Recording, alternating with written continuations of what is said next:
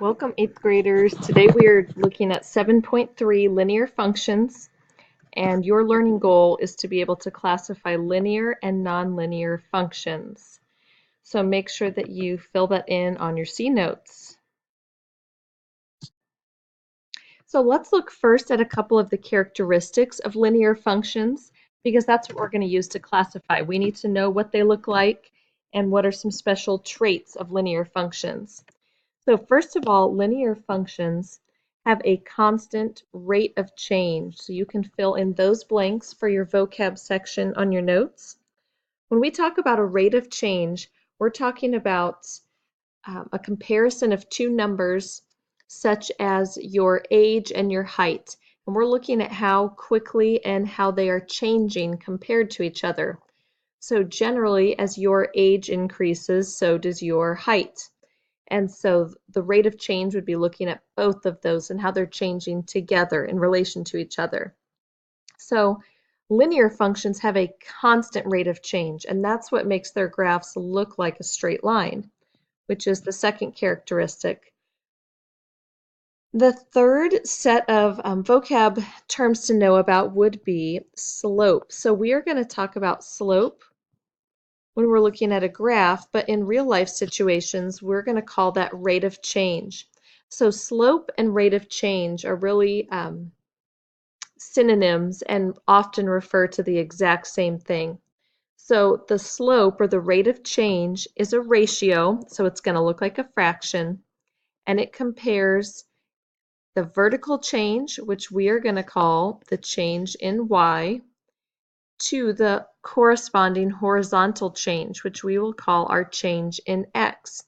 And that's because our y coordinate is our vertical coordinate and our x is our horizontal coordinate. So think about when you're graphing a point, it's x and then y. So the x coordinate tells us how far to move right or left, and our y coordinate tells us how far to move up and down. Well, when we're looking at slope, we would say that slope is the change in y, or that vertical change, over the change in x, that horizontal change. You may have also heard this called rise over run, and that's another way to think of it as well. So let's check this out in an actual example. So if we have a relation or a set of ordered pairs like this, if I need to figure out if this is a linear function, then first I'm going to take these points and graph them. So I'm going to put the point 2, 1 on the graph. So from the origin, I go right 2, up 1, put my point. For my next point, I'm going to start at the origin and go right 5 and up 3 and put my point. For my third coordinates, I'm going to start at the origin and go right 8 and up 5 and put my point. And as I'm plotting these points, I'm starting to see a pattern, and that's usually a good sign. As I plot my last point, I start at the origin. I'm going to go right 11 and up 7. So now as I'm looking at these points, I can see that a linear or a straight line pattern has emerged. I can connect all of these points in a straight line, which lets me know that I have a linear function. But if I want to test this, I can also use the vertical line test. So the vertical line test is going to tell me if I have a linear function. And my vertical line test just says that as I pass a vertical line across my graph, it should never cross my graph in more than one place. So as I sweep my vertical line across the graph, it is only touching one point on that line at a time. So this would be a function, and by the straight line pattern I can see it's a linear function. So now I can find the rate of change, because if it's a linear function, then it's going to have a constant rate of change. So to find that rate of change, what I'm going to do is start at one point, and I'm going to calculate that vertical rise, or that vertical change, over the horizontal change, the run. So let's check it out. If I start at my first point, 2, 1, to get from this first point to the next point, I have to rise 2, and then I run 3. To get to the next point, I rise 2, and then I run 3. To get to the next point, I rise 2, and I run 3. So it is this constant pattern here of up 2 over 3, up 2 over 3, up 2 over 3. That lets me know that I have a vertical line, and my rate of change then is that change in y, which is 3, over my change in x. Oops, I'm sorry, and I just wrote that backwards.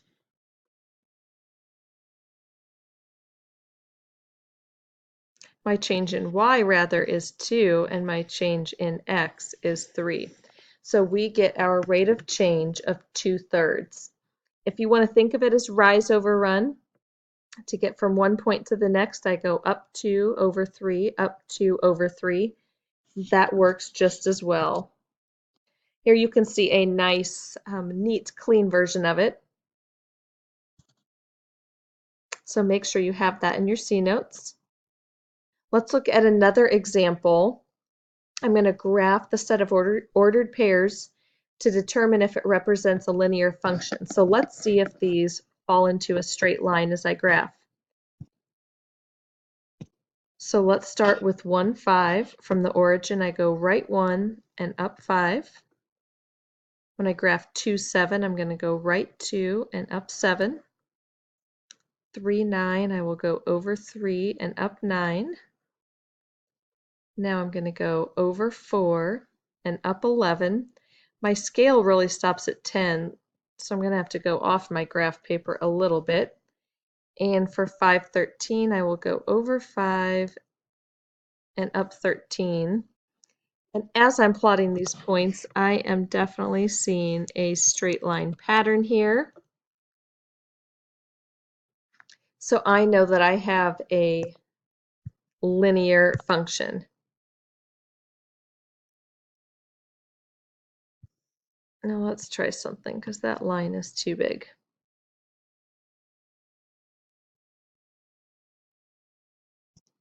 Let's try again with this line. That's much better so we can see our points. Because to calculate my rate of change, I want to be able to count from one point to the next. So I'm going to start here at my first point, which is 1, 5. And to get from this point to the next, I have to go up 2, and then I go over 1. Up 2, over 1. Up 2, over 1. Up 2, over 1.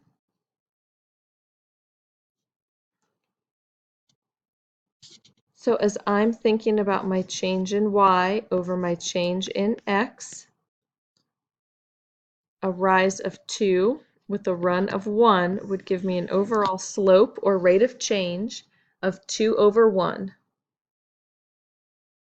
So when I graph my points, I see it's a linear function because it has a straight line, so I can find that constant rate of change, which in this case is 2 over 1. Let's check out your third example on your note sheet. And let's plot these points starting with the origin, 0, 0. And then I'm going to plot 1, 1. So I go right 1, up 1. 2, 4. I will go right 2 and up 4. And for the point 3, 9, I go right 3 and up 9. I am noticing right away that I cannot connect in one straight line to go through all of these points.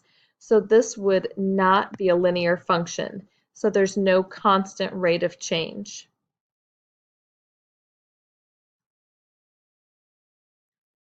One last chance to practice this and make sure you've got it down. Let's plot the points to see if it graphs a linear function. So from my origin, I will go right 1, down 1, put a point. For my next point, I will go right 2 and up 2. Next, I will go over 3 and up 5. and then I'm going to go over 4 and up 8.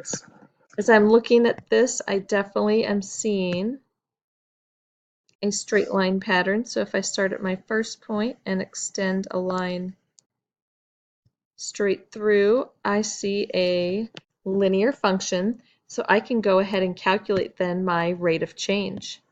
So to get from one point to the next, I need to go up 3 over 1,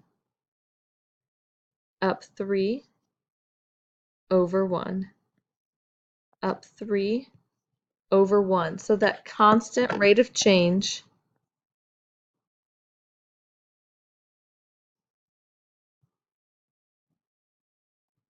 is seen by a rise of 3 and a run of 1 each time.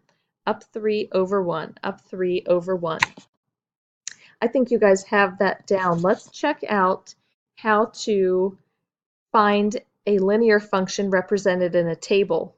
So sometimes you won't have a graph or just the ordered pairs themselves. You might already have it organized in a table, which is really great because we can use a bit of a shortcut. To do this, I'm going to start with the first two inputs and outputs. So I'm going to look at these two sections here, and I'm looking for a constant rate of change because that's one of my must-haves for a linear function, right? So my change in y over my change in x, and I'm going to find that by comparing y values and x values. So it may be helpful for you to remember that your inputs are your x's and your outputs are your y's, always, always.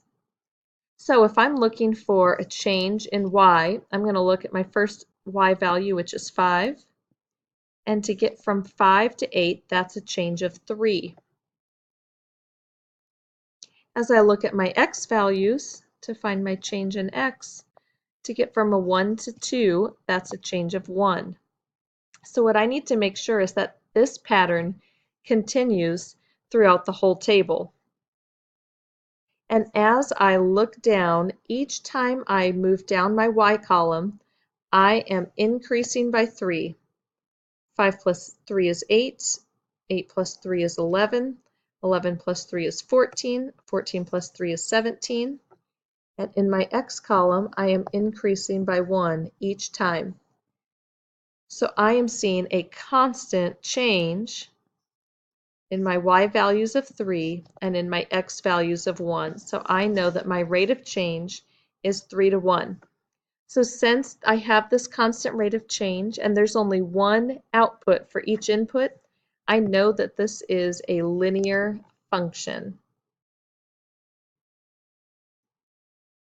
So let's practice a few more here. Let's start by looking just at our top 2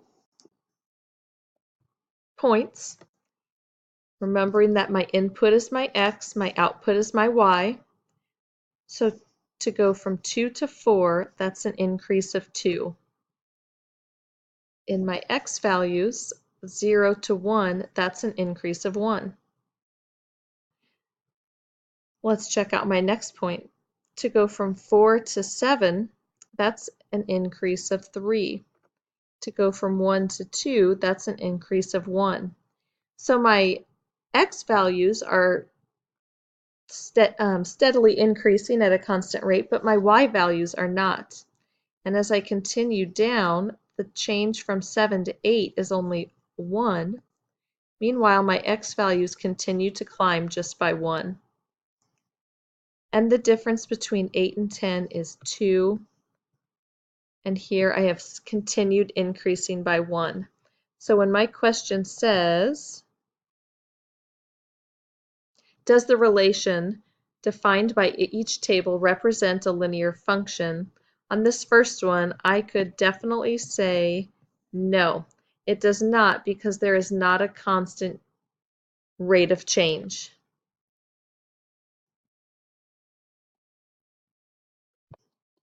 I have to have a constant rate of change through my whole table for this to be linear. So let's check out part B. If I'm looking at my first 2 points here, my y values are increasing by 1.